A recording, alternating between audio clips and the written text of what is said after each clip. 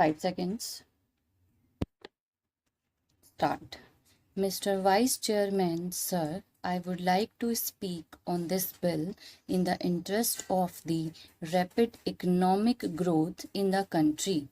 If the nation grows from strength to strength economically, leading to eradication of the degrading and disheartening poverty of the people of India, the workers of this nation would also benefit and they would also go above the poverty line.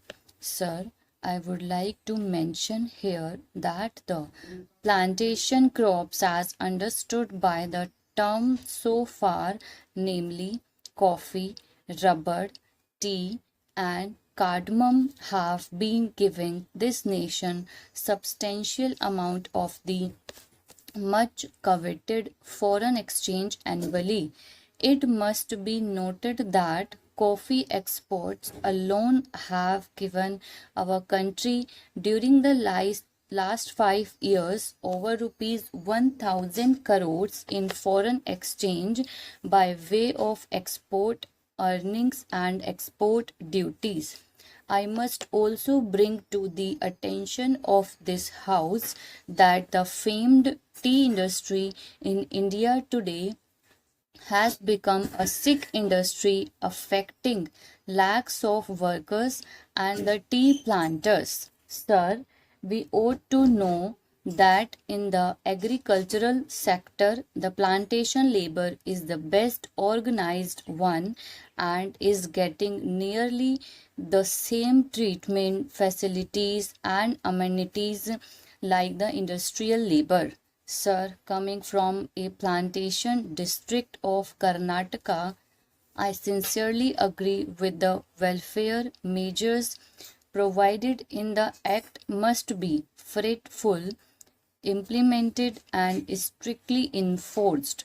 But I cannot subscribe to the view taken by some that the planters generally are exploiters and are inimical to the interest of their own workers and that they must be dealt with severely.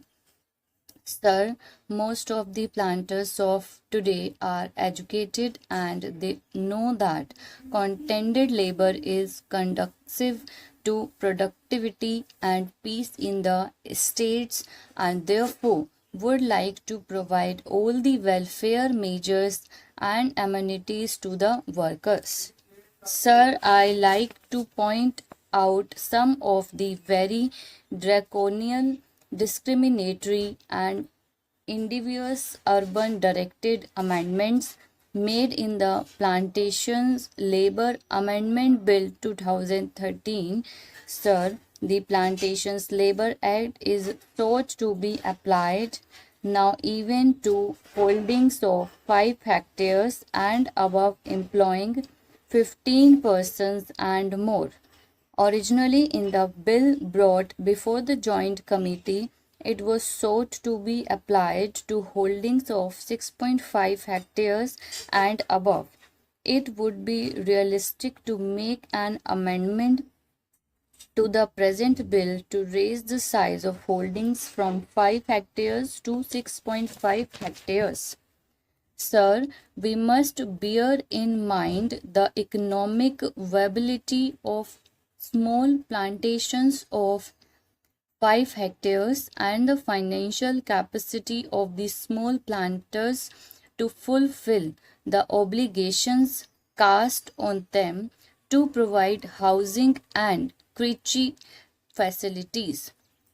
Those small planters in some cases are unable to provide themselves with houses and medical care as good as those intended for their workers in the bill.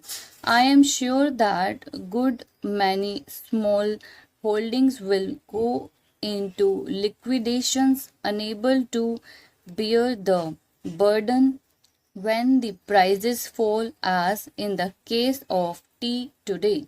I would emphatically say that Clause 13 is not only draconian but discriminatory.